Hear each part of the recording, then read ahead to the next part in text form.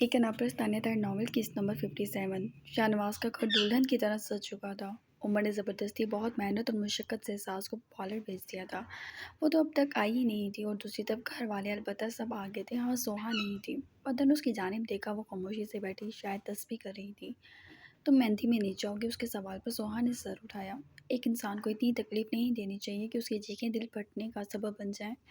وہ میں شکل نہیں دیکھنا چاہتا، میں اس لیے نہیں جا رہی، آپ چلے جائیں، میں ٹھیک ہوں، کہہ کر وہ دوبارہ تسبیح پڑھنے لگی۔ بدر کے تو سینے میں نہ اٹک گیا تھا۔ یہ آپ کیا کیا کہا تم نے؟ حیرانگی سے شستر وہ سوال کر رہا تھا۔ بدر، اس وقت تسبیح کر رہی ہوں، اب تیار ہو جائیں۔ سوہا، تم مجھے پاگل کرنا چاہتی ہو؟ بدر کے تو دماغ میں کرنٹ لگنے لگا تھا۔ اتنی مار کھانے پر بھی منہ سے آپ نہ نکلا۔ اچانک وہ اسے عزت دینے کھڑی ہو گئی تھی۔ بدر، میں نے کیا کہا ہے؟ اب وہ اس کی صورت دیکھنے لگی۔ یہ آپ کا ڈرامہ کیا ہے؟ وہ بولا تو سوہا مسکرا دی۔ ڈرامہ نہیں ہے، اپنے آپ منہ سے نکل گیا۔ کیوں، آپ کو اچھا نہیں لگ رہا؟ وہ بولی تو بدر کو شدید غصہ چڑھا، آگے بڑھا اور اس کی گردن جکڑ لی۔ تم کس لیے سب کر رہی ہو؟ سانپ اپنی فطرت کبھی نہیں بدلتا۔ تمہارا باپ، تمہاری ماں اور تمہارا بھائی سانپ ہیں۔ میں یہ مان سکتا ہوں عمر نے شراب پینا چھوڑ دی، لیکن یہ نہیں مان سکتا کہ تمہارے اندر انسانیت بھر جائے۔ تو بہتر ہے جو تمہاری اوقات ہے اسی پر چلو۔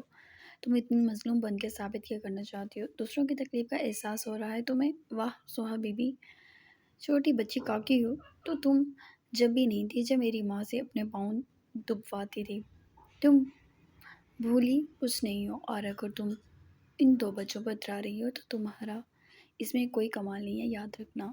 گردن جھٹکتا وہ گھر آیا۔ سوہا نے سانس حلق میں اتارا اور سر جھکا لیا۔ میں اپنی ہر غلطی پر معافی اور جسٹ شٹ اپ، وہ دھاڑا۔ Shirt your mouth. اپنی غلطی پر معافی؟ شکل دیکھو اپنی، معافی مانگنے چلی ہے، وہ کہہ کر باہر نکل گیا۔ وہ غصہ کر لیتا لیکن ایسے نہ کہتا، یہ کہہ کر وہ اسے بالکل احساس کمتری میں مبتلا کر گیا تھا۔ سر جھکائے وہ بے ساختہ روتی، جبکہ بدر چلا گیا تھا اور گھر میں صرف وہ تھی جو اکیلی تھی۔ وہ رو دی اور جتنا رونا چاہتی تھی اتنی تکلیف ہو رہی تھی۔ وہ اس ایک ہی شخص تو درکار تھا، وہی میسر نہیں ہو رہا تھا، جبکہ دوسری طرف گھر والوں کی آنکھیں چکنا چند ہو گئیں یہ منظر دیکھ کر۔ ایک بہت اونچے پل پر لائٹس بندھی کون کی شیپ میں نیچے آ رہی تھی، جہاں ایک صوفہ رکھا تھا جو صرف عمر ساز کے لیے تھا۔ باقی سیٹنگ ہلکی پھلکی لائٹ میں تھی۔ ساری روشنی عمر نے اپنے گرد کرا لی تھی۔ شاندار ڈیکوریشن، شاندار کھانے کی خوشبو، شاہ نواز کے دوست احباب، عمر کے دوست احباب اور بہت سے لوگ وہاں موجود تھے۔ بہت سی رنگینی تھی، ویٹرز سرو کر رہے تھے۔ اتنا بیلنس تھا ماحول کہ اب عمر خیام کے معیار پر سب اتر رہا تھا۔ بلیک کرتے پر بلیک کی کولا پہنے، وہ ریڈ شال گلے میں لٹکائے باہر آیا تو کسی یونانی دیوتا کا سا حسن اس کے پاس تھا، اور ایسے ہی عمر خیام سب کے دل پر چھا نہیں جاتا تھا۔ اس کی خمار زدہ پلکیں کسی بھی لڑکی کا دل لوٹ لیتی تھیں۔ نخرے سے بڑی کھڑی ستواں ناک، پھر بریڈ، پھر دور سے ہی چمکنے والی رنگت اور آنکھوں کے رنگ میں ہلکا ہلکا ہیزل براؤن رنگ، وہ باکمال تھا، سر سے پاؤں تک کمال تھا۔ وہ آیا تو سعود اور اس کے باقی دوستوں نے شوگل میلہ سا لگا لیا، اس کے ارد گرد بھنگڑے ڈالنے لگا۔ وہ مسکرا رہا تھا۔ شاہ نواز بھی اسی محفل کا حصہ تھا۔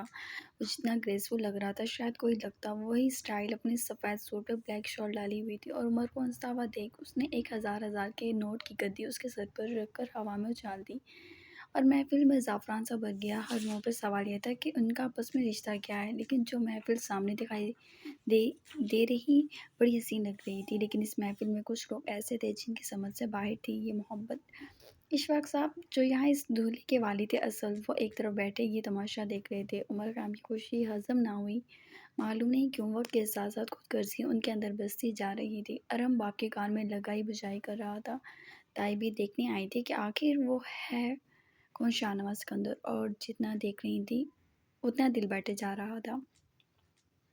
چچی صنم، صوفیہ، چچا جان اور نجمہ جو داماد پر دور سے ہی وارث صدقے ہو رہی تھی، جبکہ بدر بھی آ گیا تھا۔ نجمہ اس سے بار بار سوہا کا پوچھ رہی تھی، وہ سنجیدگی سے بیٹھا تھا۔ چھوڑ تو آیا تھا اسے اکیلے، اب دل مٹھی میں تھا کہ کیا ضرورت تھی لڑنے کی، اس کی طبیعت بھی ٹھیک نہیں، پھر گھر میں اکیلا، وہ اس کی بیوی ہے۔ لیکن وہ ڈیڑھ بنا بیٹھا اپنی ہی سوچوں سے لڑتا رہا، اور پھر محفل میں ایک پری سی اتری، عزت شاہ۔ گھبرائے سے وہ محفل میں آئی تھی۔ اس نے چاروں طرف دیکھا، بہت لوگ تھے اور ان میں سے کسی بھی اپنے کو دیکھنے کی خواہش مند نہیں تھی، وہ سب کھڑے ہو گئے۔ شاہ نواز اور عمر نے بر وقت مڑ کر دیکھا تھا۔ وہ لانگ شرٹ اور پجامے میں نازک سی لڑکی، اب جو کہ پریگننٹ ہونے کی وجہ سے بھاری بھاری سی ہو گئی تھی، بڑی حسین لگ رہی تھی، اور اس کا حسن تو مثالی تھا، وہ سیڑھیوں پر ہی تھم گئی۔ گھر کے اندر سے آئی تھی، ان سب کو ہارٹ اٹیک پڑنے کو بے چین تھا کہ جو وہ سوچ رہے تھے واقعی ویسا تھا۔ شاہ نواز ایزا کا شوہر تھا، ایزا اتنا امیر آدمی کی بیوی تھی، ایزا کا ہی گھر تھا، اف۔ دلوں کو لگتے ہوئے سوال تھے، شاہ نواز اس کی جانب بڑھا اور اس کا ہاتھ پکڑ کر اتارا۔ سب سے پہلے اس کے حسن سے خائف ہوتا اس کا صدقہ کر گیا۔ کیا ضرورت ہے انسان کو اتنا حسین ہونے کی، وہ بولا جبکہ ایزا نے اس کی جانب سے نگاہ پھیر لی۔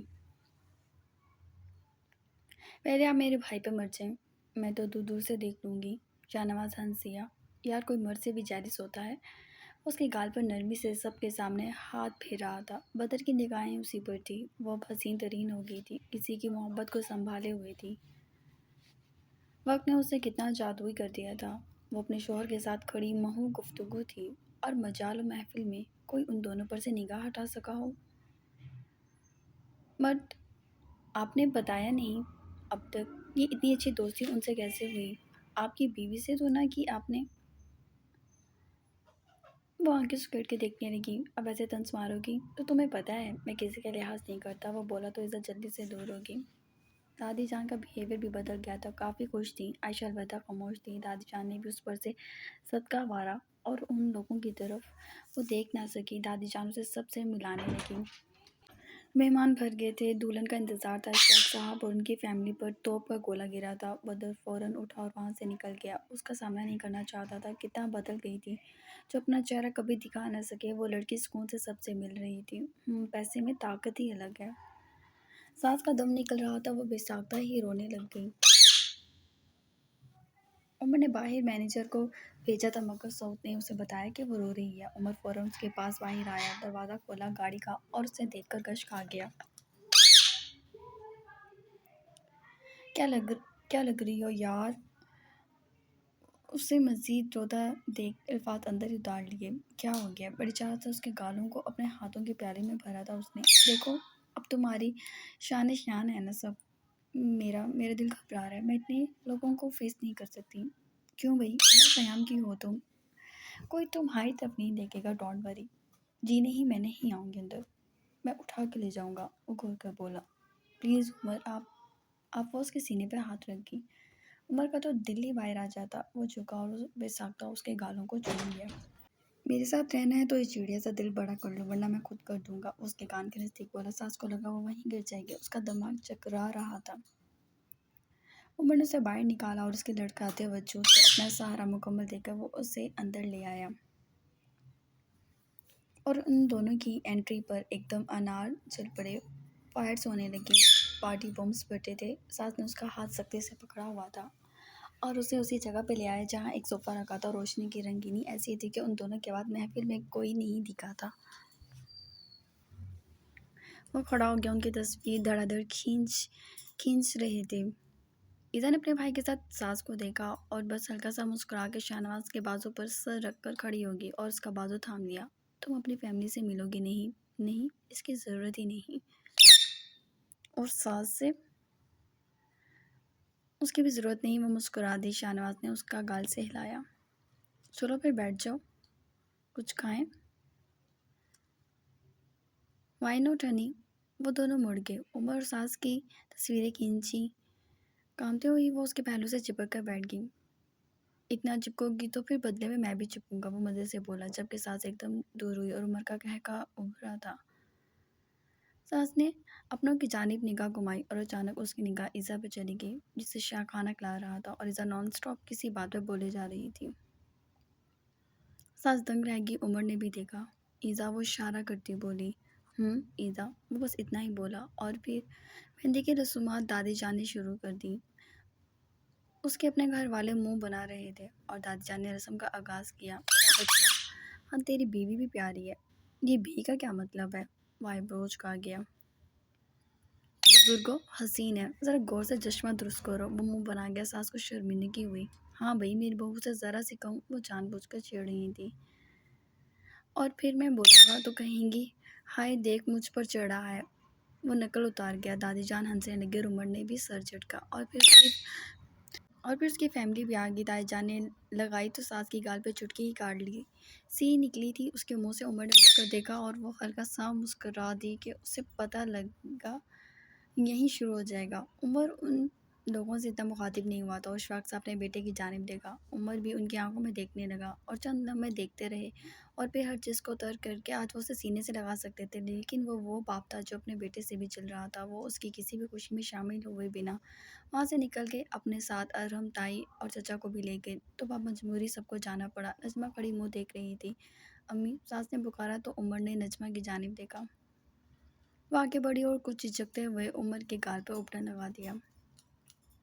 بیٹا ماشاءاللہ آپ بہت اچھے لگ رہے ہو، میرا دل تو ہے میں رکوں مگر بھائی صاحب، وہ بولی تو عمر نے ان کا ہاتھ پکڑ لیا۔ اب یہیں رکے، میں بھجوا دوں گا، آپ کی بیٹی کی مہندی ہے، وہ نرمی سے بولا۔ ساس کی جانب نجمہ نے دیکھا۔ تایا جان غصہ کریں گے، مجھے بھی جانا چاہیے، وہ بولی، جبکہ عمر نے ایسی خون نگاہوں سے اسے دیکھا کہ وہ سہم ہی گئی۔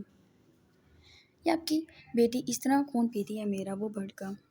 ساس غلط بات ہے بیٹے، شوہر ہیں آپ کے، وہ یہاں موجود ہیں، بھائی صاحب کی فکر آپ کیوں کر رہے ہو پھر، نجمہ نے ٹوکا۔ لیکن تایا جان بڑے او دہیں بڑے، مجھے غصہ نہ دلاؤ، تمہارا والی وارث میں ہوں، تایا سے کرتی پھر شادی، جب اتنا ہی شوق تھا ان کا کہنا ماننے کا۔ وہ گھور کر بولا تو ساس کا منہ کھل گیا۔ کتنا بدتمیز تھا وہ۔ ساس تو شرمندگی سے سر جھکا گئی اور نجمہ منہ پر ہاتھ رکھ گئی۔ آپ بیٹھیں، کچھ ٹھیک سے کھایا بھی نہیں۔ عمر نے اس کی چیڑ لگوا دی۔ ساس کو کچھ تسلی ہوئی کہ چلو اس کی ماں کو تو عزت دے رہا تھا۔ اس کے دوستوں نے اسٹیج پہ ادھم اٹھا لیا تھا۔ ساس بھی بیٹھی تھی، عمر کو بیچ میں لیے وہ بھنگڑا ڈال رہے تھے اور پھر سوت نے اس کے ہاتھ میں بوتل دے دی۔ اس کے بعد عمر آپے سے ہی باہر نکل گیا۔ ساس کا دل بیٹھنے لگا، کیوں دی اس کے دوست نے اس کے ہاتھ میں بوتل، اچھا بھلا تو تھا۔ شاہ نواز نے پیسے وہ اس پر پانی کی طرح بہا دیا۔ وہ جھومتا ہوا اس کے نزدیک آیا اور اس نے ساس کے سر پہ 5,000 کے نوٹوں کی گدی اچھال دی تو آوازوں سے، نعروں سے جیسے پوری محفل گونج اٹھی۔ ساس سنجیدگی سے اسے دیکھنے لگی۔ اب تو مسکرا دو، وہ جھک کر آنکھ دبا گیا۔ اس اسراف پر مسکراؤں، وہ بول کر منہ پھیر گئی، بہت ناراض ہوتی ہے، وہ نجمہ سے بولا جو خود ششدر تھی۔ جانے، اس نے اپنی بہن کو پکارا جو خود دور کھڑی یہ سب دیکھ رہی تھی۔ اس نے بھائی کو مسکراتے دیکھا تو مسکرا دی۔ ساس سے اور باقی سب سے وہ دور ہی تھی، چیئر پہ بیٹھی تھی دادی جان کے ساتھ۔ وہ اس کا ہاتھ پکڑ کے محفل ملایا اور اس کے سر پر سے بھی وار دیے۔ یہ سب کئی دیر تک چلتا رہا۔ شاہ نواز کا تو شوق تھا یہ سب کرنا، اور پھر جیسے ہی اس کے ہاتھ میں رائفل آئی تو ساس ایک دم کھڑی ہوئی۔ او میرا شیر، شاہ نواز بلائیں اتار رہا تھا اور دونوں نے ایک دوسرے کے شانے پہ ہاتھ رکھا اور جب فائرنگ شروع کی تو عمر کا کہکہ چاروں طرف گونج رہا تھا۔ شاہ نواز اس کو دیکھ کر خوش تھا، دادی جان بھی مسکرا رہی تھی، وہ جانتی تھی یہ سب عام تھا ان کے ہاں۔ عائشہ عجیب حسد کا شکار تھی، ساس کی جان پہ بنی تھی، وہ نجمہ سے چپک گئی جبکہ ایتا بھی بھائی کے سینے سے لگی رہی، یہاں تک کہ پوری رائفل خالی کر کے اس نے سوت سے دوبارہ لی۔ دونوں ہنس رہے تھے اور خوشیاں منانے کا انداز کس قدر عجیب تھا۔ ساس رونے لگی لیکن یہ شغل ختم نہ ہوا۔ یہ چھوٹا سا نوٹس آپ کی رائٹر تانیہ طاہر کی طرف سے ہے۔ السلام علیکم، ایپیسوڈ چھوٹی ہے آئی نو، لیکن مجھے فیور ہوا ہے اور فیور میں بھی لکھ رہی ہوں آپ لوگوں کے لیے۔ کل انشاءاللہ لانگ ایپیسوڈ آئے گی۔ Okay, thank you so much.